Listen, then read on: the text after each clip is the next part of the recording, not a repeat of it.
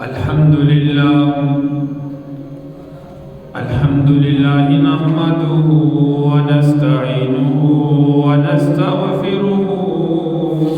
ونؤمن به ونتوكل عليه ونعوذ بالله من شرور أنفسنا ومن سيئات أعمالنا من يهده الله فلا مضل له ومن يضلله فلا هادي له ونشهد أن لا إله إلا الله وحده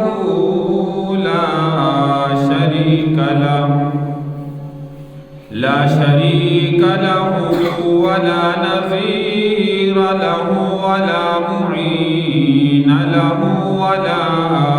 مشير له وأشهد أن محمدًا عبده ورسوله أما بعد فأعوذ بالله السميع العليم من الشيطان الرجيم بسم الله وباسم عرش كتاب الله الرحمن الرحيم إنا أنزلناه في ليلة مباركة إنا كنا منذرين قال رسول الله صلى الله عليه وسلم اللهم بارك لنا في رجب وشعبان وبلغنا رمضان أو كما قال عليه الصلاة والسلام صدق الله مولانا العظيم رب اشرح لي صدري ويسر لي أمري واحلل عقدة من لساني يفقه قولي رب زدني علما رب زدني علما رب زدني علما سبحانك لا علم لنا إلا ما علمتنا إنك أنت العليم الحكيم يا رب صل وسلم دائما أبدا على حبيبك خير الخلق كلهم تمام احباب پیارے پیغمبر صلی اللہ علیہ وسلم کی ذات پر درود پاک پڑھ اللهم صل على محمد وعلى آل محمد كما صليت على إبراهيم وعلى آل إبراهيم إنك حميد مجيد اللهم بارك على محمد وعلى آل محمد كما باركت على إبراهيم وعلى آل إبراهيم إنك حميد مجيد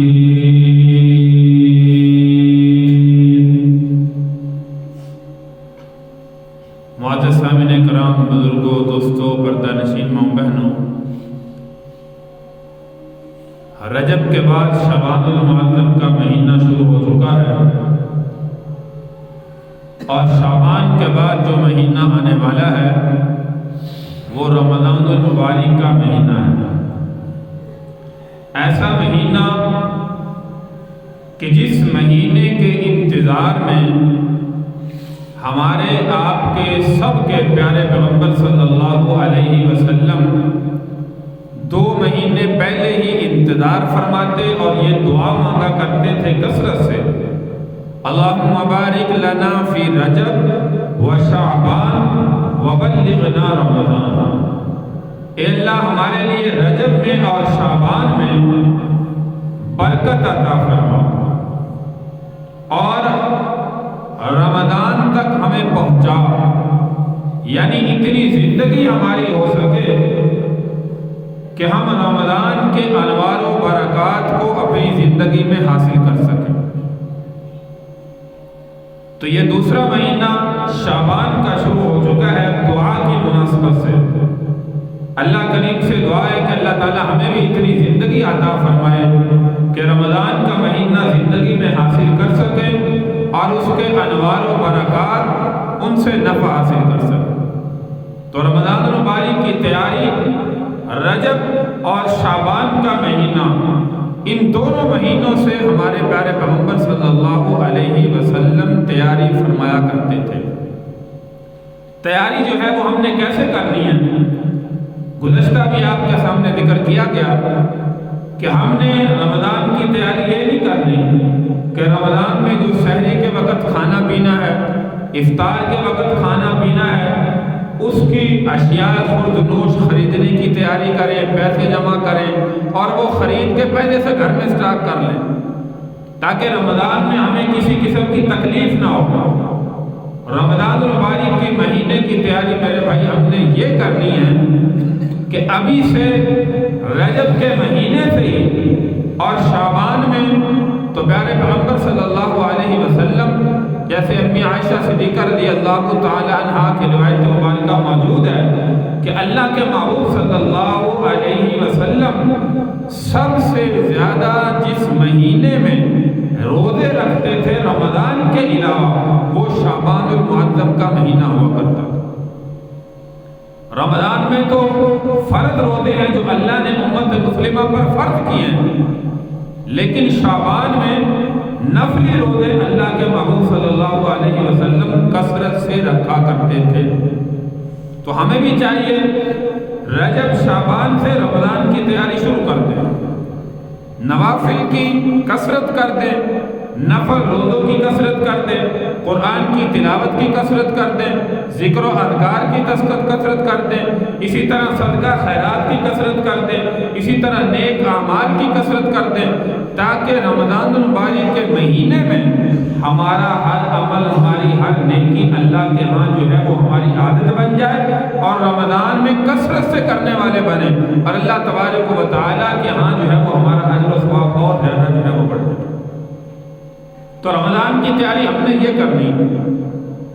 تو اس کے لیے شعبان المعظم کا مہینہ جیسا کہ میں نے کہا کہ شروع ہو چکا ہے اور شعبان میں پیارے پیغمبر صلی اللہ علیہ وسلم تمام رمضان کے علاوہ باقی مہینوں سے کثرت سے زیادہ روزہ رکھا کرتے تھے، لیکن رمضان مبارک کے مہینہ کی آمد سے 2-3 دن قبل یاد رکھیے کہ سنت یہ ہے کہ وہ روزے نہ رکھے جائیں، کیونکہ آئندہ آنے والا رمضان کا مہینہ ہے، رمضان المبارک کے فرض روزے ہیں تاکہ اس میں زیادہ مسلمان کو جو ہے وہ سستی اور کاہلی نہ ہو، عبادت میں کمی نہ ہو، رمضان کے فرض روزے رکھنے میں جو ہے وہ کمی نہ ہو۔ اس لیے اور دوسرا علماء فرماتے ہیں کہ یہ امتیاز رکھنا چاہیے کہ شریعت نے ہم پر رمضان کے جو روزے فرض کیے ہیں وہ 29 یا 30 ہوتے ہیں، اب اس کے ساتھ متصل مسلمان بندہ جو ہے وہ شعبان کے بھی روزے ملائے، یعنی 2-3 دن پہلے بھی رکھے تو وہ 31, 32, 33 کے بجائے جو ہے وہ ہمیں پورے رمضان کے روزے مہینے کی مناسبت سے رکھنے چاہیے جو شریعت نے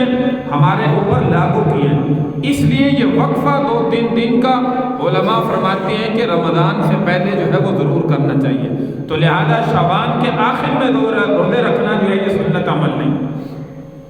جیسے سمجھیے کہ سحری کے اندر سنت اور زیادہ اجر و ثواب، صبح صادق کے قریب سحری کرنا جو ہے وہ زیادہ اجر و ثواب کا باعث ہے۔ اب مثال کے طور پہ ابھی سحری میں 2-3 گھنٹے پڑے ہیں، مسلمان جو ہے وہ کھانا وغیرہ کھا کے سحری وغیرہ کر کے جو ہے وہ اپنا انتظام کر لیتا ہے، یہ بھی ٹھیک ہے، روزہ ہو جائے گا، لیکن ایک روزے کا وقت جو اللہ نے شریعت میں متعین کیا ہے کہ صبح صادق سے لے کے غروب آفتاب تک ہے۔ اس لیے آپ دیکھتے ہیں حدیث مبارکہ میں کہ پیارے پیغمبر صلی اللہ علیہ وسلم بھی صبح صادق کے وقت جو ہے وہ سحری فرماتے تھے، یعنی سحری میں تاخیر کر کے آخر وقت میں کہ جب وقت ختم ہونے والا ہو اور افطاری میں پیارے پیغمبر صلی اللہ علیہ وسلم جلدی فرماتے تھے، یعنی جیسے سورج غروب ہو فوراً جو ہے وہ آپ افطار فرماتے تھے۔ تو یہی حکم ہمیں مسلمانوں کو دیا گیا، سنت عمل بھی ہے۔ تو اسی مناسبت سے دیکھیے رمضان المبارک کا مہینہ شروع ہونے والا ہے، اس سے قبل جو ہے وہ روزے رکھنا اسی لیے جو ہے وہ سنت نہیں ہے کہ 2-3 دن کم از کم شعبان کے جو آخر میں ہیں یہ مسلمان جو ہے وہ اگر نفل روزے پہلے سے رکھ رہا ہے، اللہ کرے اللہ ہمیں توفیق دے زیادہ سے زیادہ نفلی روزے رکھیں، لیکن ہمارے ہاں جو ہے وہ اللہ معاف کرے بہت سے مسلمان بیچارے ایسے ہیں جو فرض بھی بڑی جو ہے شدت کے ساتھ رکھتے ہیں اور کہتے ہیں یہ ہم سے تو رکھے نہیں جاتے، حالانکہ طاقت بھی ہے سب کچھ ہے، تو رمضان کے فرض روزے بھی چھوڑ دیتے ہیں، چہ جائے کہ نفلی رکھیں۔ تو سنت عمل میں نے کہا کہ ابھی سے ہمیں رمضان کی تیاری یہ کرنی چاہیے جو ہمارے پیارے پیغمبر صلی اللہ علیہ وسلم کی عادت مبارکہ تھی، پہلا تو یہ۔ اور دوسرا اس میں جو ہے وہ یاد رکھیں کہ دوسرا رمضان المبارک کے مہینے سے پہلے یہ جو شعبان کا مہینہ چل رہا ہے، اس شعبان کے مہینے میں ایک رات آتی ہے، ایک رات آتی ہے جس کو شب برات کہا جاتا ہے۔ اب اس رات کی جو ہے احادیث مبارکہ کی روشنی میں شریعت کے اندر کوئی فضیلت ہے یا نہیں ہے، تو یہ بھی غور سے سنیں۔ احادیث مبارکہ کے اندر فرمایا کہ اس رات کی فضیلت جو ہے وہ واقعتاً موجود ہے، کہ اس رات میں عبادت کرنے کا دوسری راتوں سے زیادہ اجر و ثواب اللہ نے رکھا ہے۔ ایک عام رات کے اندر ہم جاگ کر نفل پڑھیں، قرآن کی تلاوت کریں، ذکر و اذکار کریں، اپنے اللہ سے معافی مانگیں، دعائیں مانگیں، کثرت سے مانگیں۔ ایک ہے شب برات کی رات آئے یا شب قدر کی رات آئے، اس میں اللہ نے دوسری راتوں کی بنسبت اجر و ثواب جو ہے وہ زیادہ رکھا۔ تو یہ شب برات کی رات جو ہے وہ واقعتاً فضیلت کی رات ہے، یعنی 14 اور 15 کی جو درمیانی شب ہے جس کو شب برات کہا جاتا ہے۔ اور اِنَّا أَنزَلْنَاهُ فِي لَيْلَةٍ مُبَارَكَةٍ إِنَّا كُنَّا مُنذِرِينَ، اس آیت مبارکہ میں اسی رات کی فضیلت کا علماء فرماتے ہیں تفسیر میں کہ اسی رات کی فضیلت اللہ تبارک و تعالی نے جو ہے وہ ذکر فرمائی۔ تو جتنا ہو سکے اس رات میں بھی زیادہ سے زیادہ اپنے اللہ کی عبادت جو ہے وہ انہماک کے ساتھ، توجہ کے ساتھ اللہ سے معافی بھی مانگے، کچھ وقت قرآن کی تلاوت میں، اور اس رات میں یہ یاد رکھیں احادیث مبارکہ میں اس کی فضیلت تو موجود ہے، لیکن اس رات میں خاص طور پر کوئی عبادت یہ یاد رکھیں شریعت کا حصہ نہیں ہے۔ جیسے اکثر مساجد میں اجتماع ہو جاتا ہے، لوگ مل کر باجماعت نوافل کی نماز پڑھتے ہیں، صلاۃ التسبیح کی نماز ہوگی یا اسی طرح کوئی اور عبادت ہوگی، پورے احادیث مبارکہ کے ذخیرے میں اور شریعت مطہرہ میں یاد رکھیے شب برات کی رات کی فضیلت تو موجود ہے، لیکن کوئی عبادت کا خاص طریقہ متعین نہیں ہے کہ شب برات کی جب بھی زندگی میں رات آئے اس رات میں یہ عمل جو ہے وہ ضرور کرنا ہے، اگر نہیں کریں گے تو ہمارے ساری رات عبادت کرنے کا کوئی فائدہ نہیں، ایسا کوئی عمل ثابت نہیں ہے۔ تو لہذا اس رات میں تنہائی میں انفرادی عبادت ہے، آپ انفرادی عبادت کچھ وقت قرآن کی تلاوت میں گزار لیں، اسی طرح کچھ نفل تہجد کے نوافل میں گزار لیں، صلاۃ الحاجت کے نوافل میں گزار لیں، کوئی ذکر و اذکار میں گزار لیں، کوئی اپنے اللہ سے معافی مانگنے میں گزار لیں۔ ہاں اس رات میں واقعتاً یہ بخشش کی رات ہے، حدیث مبارکہ کے اندر فرمایا کہ اللہ کا منادی آواز دیتا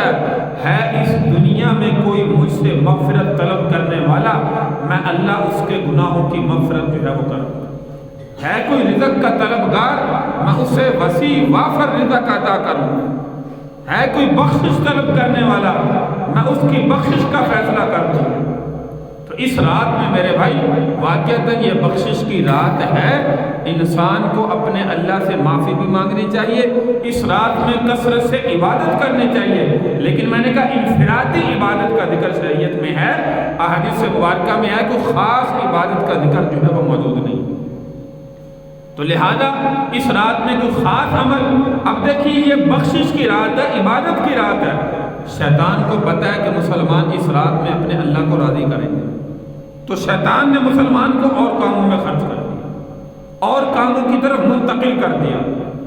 آپ دیکھتے ہیں کہ شب برات میں بہت سے لوگ گھروں میں حلوے پکا رہے ہیں۔ اب شیطان نے اپنا حصہ تو ڈالنا ہے نا، کہ کوئی نہ کوئی حصہ تو ڈالوں کہ مسلمان اللہ کی عبادت سے غافل ہو جائے، اس عبادت سے ہٹ جائیں۔ تو لہذا کچھ مسلمان یہ کام کرنا شروع ہو گئے، اس رات میں حلوہ پکائیں گے، جو نہ پکائے ہوگا شب برات ہے تو نے حلوہ نہیں پکایا۔ اب حلوہ پکانا کھانا یہ کوئی عیب نہیں ہے، نہ گناہ ہے، عام دنوں کے اندر گھر میں پکا کر آپ کھائیں، کوئی جو ہے وہ گناہ نہیں۔ لیکن اس رات میں دیکھیے کہ اس کو ضروری سمجھ لیا کہ اس رات میں جو ہے یہ عمل جو ہے وہ کرنا تھا، لہذا تم نے نہیں کیا، یہ کیوں کیا؟ تو یاد رکھیے کہ یہ شریعت کا حصہ نہیں ہے، یہ شیطان نے مسلمانوں کو اللہ کی عبادت سے روکنے کے لیے ایسے کاموں کے اندر منتقل کر دیا۔ اور دوسرا کام اس رات کے اندر دیکھیے، بعض لوگوں کو آتش بازی میں لگا دیا، بعض لوگوں کو آتش بازی میں لگا دیا کہ شب برات کی رات کی اس رات میں آتش بازی کرو، زیادہ سے زیادہ فضول خرچی کرو۔ اب فضول خرچی، آتش بازی دیکھیں اس میں لوگوں کا جانی نقصان بھی بہت زیادہ ان راتوں میں ہوتا ہے۔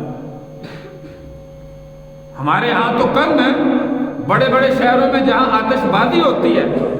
وہاں پہ آپ جو ہے وہ صبح کو جو ہے وہ کوئی آپ کا رہنے والا ہو اس سے پوچھے، یا اخبار میں خبر پڑھے، آج کل میڈیا کا دور ہے، موبائل پر دیکھیں، لوگ آپ کو بتائیں گے آتش بازی میں رات کو اتنی جانوں کا ضیاع ہوا۔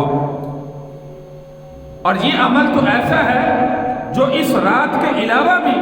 بالکل ناجائز اور حرام ہے، کہ جس میں فضول خرچی ہوتی ہو، انسان آتش بازی میں پیسہ خرچ کرتے ہو،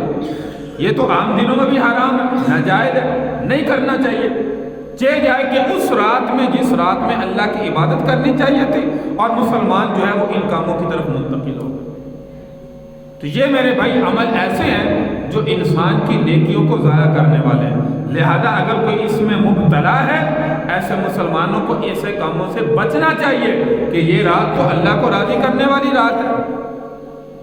یہ رات تو اللہ کی عبادت کی رات ہے، اس رات میں تو اللہ کی رحمت ہماری طرف متوجہ ہے اور دیکھ رہی ہے کہ کون سا بندہ کس عمل میں مشغول ہے۔ اب فرشتے آئیں اور مسلمان بندہ شب قدر ہے، شب برات ہے، کوئی بھی رات ہے، مسلمان قرآن کی تلاوت میں مشغول ہو، وہ اوپر جا کے اللہ کے ہاں فرشتے گواہی دے، یا اللہ یہ تیرا فلاں بندہ تیری قرآن کی تلاوت میں مشغول تھا، فلاں بندہ رو رو کر تجھ سے مانگ رہا تھا، فلاں بندہ نوافل میں مشغول تھا، فلاں بندہ تیری عبادت کے اندر مشغول تھا، تجھ سے معافی مانگ رہا تھا۔ تو اللہ کہتے ہیں کہ فرشتوں گواہ ہو جاؤ، یہ بندہ خالصتاً واقعتاً مجھ سے مانگ رہا تھا۔ فرشتے گواہی دیتے ہیں، یا اللہ ہم نے خود دیکھا، جا کر سنا، وہ بندہ تجھ سے معافی مانگ رہا تھا، تیرے لیے نفل پڑھ رہا تھا، تیری عبادت کر رہا تھا۔ اللہ کہتے ہیں فرشتوں گواہ ہو جاؤ، میں نے اپنے بندے کی بخشش کا فیصلہ کر۔ تو جو بندہ ایسے کاموں میں مبتلا ہو جو ناجائز ہے، شریعت کے خلاف ہے، تو میرے بھائی پھر اللہ کے ہاں ہمارا پیغام کیا جائے گا؟ اس لیے ایسی راتوں میں اللہ کی عبادت کریں اور اس طریقے سے کریں جو ہمارے پیارے پیغمبر صلی اللہ علیہ وسلم کا طریقہ ہے۔ اور باقی اس رات میں ایک عمل جو ہم کہتے ہیں کہ ہر شب برات کی رات میں مسلمانوں کا قبرستان جانا بھی ضروری ہے۔ یہ عمل دیکھیے کہ اللہ کے پیارے پیغمبر صلی اللہ علیہ وسلم کی زندگی کے اندر ہمیں کیا ثبوت ملتا ہے۔ حضرت امی عائشہ صدیقہ رضی اللہ تعالیٰ فرماتی ہیں کہ ایک رات پیارے پیغمبر صلی اللہ علیہ وسلم میرے ساتھ جو ہے وہ آرام فرما ہوئے،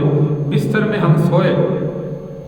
میں جب بیدار ہوئی تو دیکھا کہ اللہ کے محبوب صلی اللہ علیہ وسلم بستر پر موجود نہیں، تو آپ کو دیکھنے کے لیے باہر تشریف لے گئے۔ تو حضرت عائشہ صدیقہ رضی اللہ تعالیٰ کیا فرماتی ہیں، میں نے دیکھا کہ اللہ کے محبوب صلی اللہ علیہ وسلم جنت البقیع کے اندر موجود تھے۔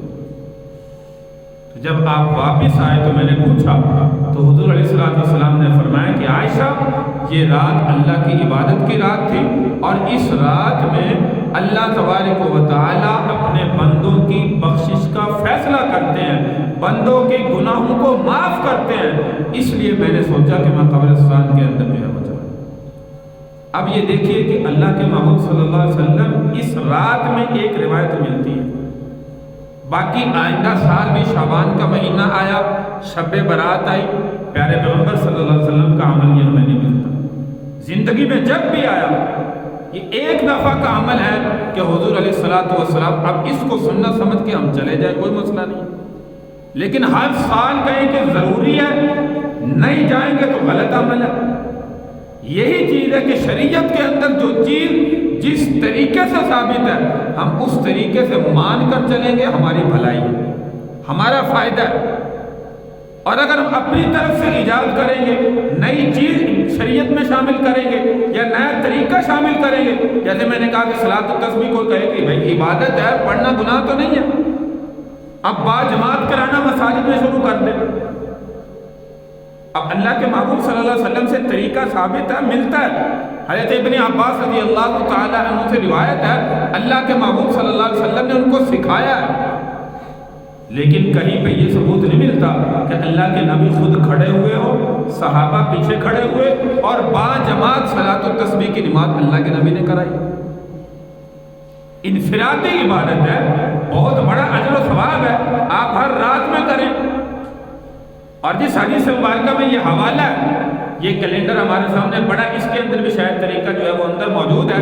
اس میں لکھا ہوا ہے پیارے پیغمبر صلی اللہ علیہ وسلم نے فرمایا زندگی میں چاہے ایک مرتبہ پڑھ لو، آخر میں فرمایا، پہلے فرمایا کہ ہفتے میں ایک دفعہ پڑھ لو، اگر نہ ہو سکے فرمایا مہینے میں ایک دفعہ پڑھ لو، مہینے میں نہ ہو سکے سال میں پڑھ لو، سال میں نہ ہو سکے تو زندگی میں کم از کم ایک مرتبہ صلاۃ التسبیح ضرور پڑھو۔ اتنا بڑا اجر و ثواب ہے، تو اس سے یاد رکھیے صلاۃ التسبیح اب یہ انفرادی نماز ہے، با جماعت کا حکم نہیں ہے، با جماعت جو ہے وہ ہم فرض پڑھتے ہیں۔ تو جو عمل میں نے کہا کہ اللہ کے محبوب صلی اللہ علیہ وسلم سے ثابت ہے ہمیں اتنا کرنا چاہیے، اس سے نہ کم کریں نہ زیادہ کریں، کہ جو شریعت ہم تک پہنچی ہے اس شریعت کے مطابق عمل کریں گے تو ہمارا جو ہے وہ فائدہ ہے، اور اگر اس کے خلاف کریں گے تو پھر یاد رکھیے کہ میرے بھائی ہمارا نقصان ہے۔ حدیث پاک کے اندر فرمایا وہ بدعۃ ضلالہ، یہ شریعت کے اندر نئی چیز پیدا کرنا یہ جو ہے وہ ایک بدعت ہے، اور بدعت انسان کو ہمیشہ گمراہی کی طرف لے کر چلتی ہے۔ تو اس لیے وہ عمل نہ کریں جو اللہ کے محبوب صلی اللہ علیہ وسلم سے ثابت نہیں ہے۔ رات کو عبادت کا حکم اور صبح کو جو ہے وہ نفلی روزہ، یعنی 15 شعبان کا روزہ، یہ بھی حدیث مبارکہ سے ثابت ہے۔ میں نے اب شروع میں کہا کہ حضور علیہ الصلوۃ والسلام رمضان المبارک کے مہینے کے علاوہ سب سے زیادہ جس مہینے میں روزہ رکھتے تھے وہ کون سا تھا؟ شعبان المعظم کا، جس میں ہم زندگی گزار رہے ہیں۔ شعبان کا مہینہ شروع ہو چکا ہے، سب سے زیادہ نفلی روزے اس مہینے میں رکھتے تھے، اور ایام بیعت کے روزے تو آپ سنتے کہ پوری زندگی کی عادت تھی، ہر اسلامی مہینے کی 13، 14، 15 کے 3 روزے پیارے پیغمبر صلی اللہ علیہ وسلم رکھا کرتے تھے۔ اب 15 شعبان کا روزہ بھی اسی میں آ رہا ہے۔ اب مسلمان پورا سال نفلی روزہ ایک نہ رکھے اور کہے کہ میں 15 شعبان کا روزہ جو ہے وہ ضرور رکھوں گا کیونکہ اللہ کے نبی نے رکھا۔ اب اللہ کے نبی نے تو میرے بھائی 3 روزے مسلسل رکھے، ہر مہینے میں رکھے، ہمیں بھی چاہیے کہ ہر مہینے میں اس نیکی میں حصہ ڈالیں، اس سنت کو زندہ کریں، اور جو اللہ کے نبی کی ایک سنت کو زندہ کرتا ہے فَلَهُ أَجْرُ مِئَةٌ شہید، فرمایا اللہ تبارک و تعالیٰ اس کو 100 شہیدوں کے برابر اجر و ثواب عطا کرتا ہے۔ تو کون سا مسلمان ہے جو چاہتا ہے کہ میں اپنے نبی کی سنت کو زندہ نہ کروں؟ تو 15 شعبان کا روزہ بھی ثابت ہے، اس کے ساتھ ساتھ یہ اللہ کے محبوب صلی اللہ علیہ وسلم کا جو طریقہ ہے اس طریقے کے مطابق جو ہے وہ آپ عمل کرنے والے ہیں، اس طریقے کی خلاف ورزی نہ کریں۔ اور دوسرا 15 شعبان کی رات جس کو شب برات کہا جاتا ہے، فرمایا اللہ تبارک و تعالی ہر بندے کی اس رات میں بخشش کر دیتے ہیں سوائے 5 بندوں کے، اس رات میں بھی ان کی بخشش نہیں ہوتی۔ کتنے؟ 5 بندے ایسے ہیں جن کی بخشش اس رات میں بھی ممکن نہیں ہے۔ سب سے پہلا پیارے پیغمبر صلی اللہ علیہ وسلم نے فرمایا کہ مشرک جو اللہ کے ساتھ کسی کو شریک ٹھہراتا ہے، اس بندے کی بخشش اس رات کے اندر بھی کسی حال میں ممکن نہیں۔ نمبر 2، دوسرے نمبر پر اپنے دل میں کسی بھی مسلمان کے لیے کینہ رکھنے والا۔ کینہ کس کو کہتے ہیں؟ ایک بندہ بغیر کسی وجہ کے کہے کہ میں نے اس کو ہر حال میں نقصان پہنچانا ہے، اپنے دل میں اس مسلمان کے لیے بغض رکھے، کینہ رکھے کہ میں نے اس کو نقصان پہنچانا ہے یا میں نے اس کو ذلیل کرنا ہے، میں نے اس کو تنگ کرنا ہے کسی وجہ سے، بغیر کسی وجہ سے۔ ایک تو شریعت کا حکم ہے نا کہ کسی نے کسی کو تکلیف دی ہے، تو شریعت کہتی ہے کہ بھئی جتنی تکلیف اس نے آپ کو دی ہے، آپ کا بھی حق ہے کہ اتنی تکلیف دے لے، شریعت اتنی اجازت دیتی ہے۔ لیکن اگر معاف کر دیں گے تو اللہ تبارک و تعالیٰ اس بندے سے جو ہے وہ خوش ہو جائے گا۔ اس کا حق تھا اتنی تکلیف دینے کا، لیکن اس نے اللہ کی رضا کے لیے معاف کر دیا، اللہ اس بندے کے اس عمل سے خوش ہو جاتے ہیں۔ لیکن اتنی تکلیف دینا شریعت یا اس کو حق دیتی ہے۔ لیکن ایک بندہ کو کسی قسم کی تکلیف نہیں دیتا، بغیر کسی وجہ کے کوئی انسان کسی سے حسد کرتا ہے، اس کے پاس یہ چیز کیوں ہے، میرے پاس کیوں نہیں ہے، لہذا میں ہر حال میں اپنے دل میں اس کے لیے بغض رکھتا ہوں، دشمنی رکھتا ہوں اور اس کو نقصان پہنچانے کی کوشش کرتا ہوں بغیر کسی وجہ کے، اس کو کہتے ہیں کینہ۔ دوسرا بندہ جس کے دل میں کسی بھی مسلمان کے لیے کینہ، بغض ہے، عداوت ہے، دشمنی ہے، میں نہیں کہہ رہا میرے بھائی، اللہ کے محبوب صلی اللہ علیہ وسلم فرما رہے ہیں اس بندے کی بخشش ایسی بخشش والی رات میں بھی ممکن نہیں۔ اور تیسرا بندہ عاق للوالدین، فرمایا والدین کا نافرمان، والدین کو نقصان پہنچانے والا، ان کو تنگ کرنے والا، ان کو تکلیف دینے والا۔ اور تکلیف کیسے ہوتی ہے کہ اللہ کا قرآن کہتا ہے وَخْفِضْ لَهُمَا جَنَاحَ الذُّلِّ مِنَ الرَّحْمَةِ وَقُلْ رَبِّ ارْحَمْهُمَا كَمَا رَبَّيَانِي صَغِيرًا۔ فرمایا اپنے والدین کے لیے اولاد کو حکم ہے کہ ایسے بچھ جاؤ جیسے ایک فاختہ پرندہ اپنے بچوں کے لیے اپنے پروں کو بچھا دیتا ہے، اور جیسے انہوں نے بچپن میں تمہاری تربیت کی، تمہارا خیال رکھا، ایسے والدین اپنی زندگی میں ان کا خیال رکھو جو تمہارا حق ہے۔ تو والدین کا نافرمان، فرمایا اس بندے کی بھی اس رات میں بخشش ممکن نہیں ہے۔ چوتھے نمبر پر فرمایا اپنی شلوار کو ٹخنوں سے نیچے رکھنے والا، اور یہ اکثر ہوتا ہے تکبر کی بنا پر۔ بعض مسلمان کہتے ہیں جی نماز کے اندر شلوار ٹخنوں سے اوپر رکھنی چاہیے۔ یاد رکھیے شریعت کا حکم ہے کہ والدین کے بعد جو ہے وہ ٹخنوں سے شلوار نیچے رکھنے والا، یہ حکم جو ہے وہ نماز کے اندر نہیں ہے۔ یاد رکھیے یہ پوری زندگی کے لیے ہے۔ آپ نماز میں ہیں، نماز سے باہر ہیں، کسی محفل میں ہیں، کسی شادی میں ہیں، کسی تقریب میں ہیں، اپنے گھر میں ہیں، اپنے کاروبار میں ہیں، جہاں کہیں بھی ہیں، ٹخنوں سے نیچے شلوار کو لٹکانے والا، یاد رکھیے یہ علامت اس بندے کی ہے کہ ایسی راتوں میں بھی جو بخشش کے آتے ہیں، فرمایا ایسے مسلمان کی بخشش ان راتوں میں بھی ممکن ہے۔ اتنا بڑا گناہ جس کو ہم ہلکا سمجھتے ہیں، شاید کبھی کوئی مسلمان تو ایسے بھی ہیں جنہوں نے کبھی غور ہی نہ کیا ہو کہ میری شلوار ٹخنوں سے نیچے کیوں رہتی ہے۔ آج افسوس کے ساتھ دیکھتے ہیں کہ مسلمان مردوں کی شلوار ٹخنوں سے نیچے ہوتی ہے اور نعوذ باللہ عورتوں کی شلوار ٹخنوں سے اوپر ہوتی ہے۔ یہ ہمارا معاشرہ بن چکا ہے میرے بھائی، شریعت کے خلاف عمل۔ پیارے پیغمبر صلی اللہ علیہ وسلم کی حدیث مبارکہ تو ہے، خلیفہ دوم سیدنا عمر بن خطاب رضی اللہ تعالیٰ جب شہید ہونے لگے نا، جو خنجر آپ کو فجر کی نماز میں لگا تھا، کچھ دن تاب نہ لاتے ہوئے آخر لمحات میں فرمایا ایک مسلمان آپ کی تیمارداری کرنے کے لیے آیا اور اس کو غصے سے ڈانٹا۔ فرمایا تجھے اللہ کے فرمان، اللہ کے نبی کا فرمان نہیں پتا؟ یہ جہنمیوں کی نشانی ہے، تو نے شلوار ٹخنوں سے نیچے رکھی، اوپر کرے۔ آخر لمحات ہے، شہادت کا وقت ہے، اس وقت میں بھی اس کو غصے ہو رہے ہیں، ڈانٹ رہے ہیں۔ تو اس لیے میرے بھائی یہ گناہ اتنا بڑا ہے، جیسے دیکھیے دوسرے گناہ ہیں دل میں کینہ رکھنے والا، والدین کا نافرمان، مشرک بندہ، ایسے ہی ان کے ساتھ یہ گناہ بھی شامل ہے جو شلوار ٹخنوں سے اوپر رکھتا ہے، تہمت باندھا ہوا ہے، چادر باندھی ہوئی ہے، شلوار ہے، کوئی بھی چیز ہے جو ہم پہنتے ہیں اپنے جسم کو، سطر کو چھپانے کے لیے، وہ ہمیشہ ٹخنوں سے اوپر رکھنے کی کوشش کریں۔ ایک ہے نیچے سے جراب پہنتے ہیں، وہ الگ مسئلہ ہے، موزے پہنتے ہیں اس سے ٹخنے چھپ جاتے ہیں، وہ کوئی مسئلہ نہیں، لیکن جو اوپر سے ہم جو ہے وہ اپنے جسم چھپانے کے لیے پہنتے ہیں، وہ چادر ہے، شلوار ہے، وہ ٹخنوں سے کم از کم جو ہے وہ اوپر رکھنی چاہیے. لیکن ہمارے نوجوان تو ایسے جو درزی سے سلوانے بھی جائے نا اس کو خود جا کے کہتے ہیں میرا جو ہے وہ پیمائش مثال کے طور پر 40 انچ ہے, کہتے ہیں جی 42 رکھنی ہے تاکہ بڑی ہو چھوٹی نہ ہو. ہم تو سلواتے ہی کپڑے ایسے ہیں کہ شلوار ہمیشہ ٹخنوں سے نیچے رہے اوپر نہ جائے. تو فرمایا یہ تکبر کے لیے ہوتا ہے, اور تکبر کرنے والا بندہ میرے بھائی ایسی رات میں بھی اس کی بخشش ممکن نہیں. اور 5واں بندہ فرمایا کہ ہمیشہ شراب کا عادی, ہمیشہ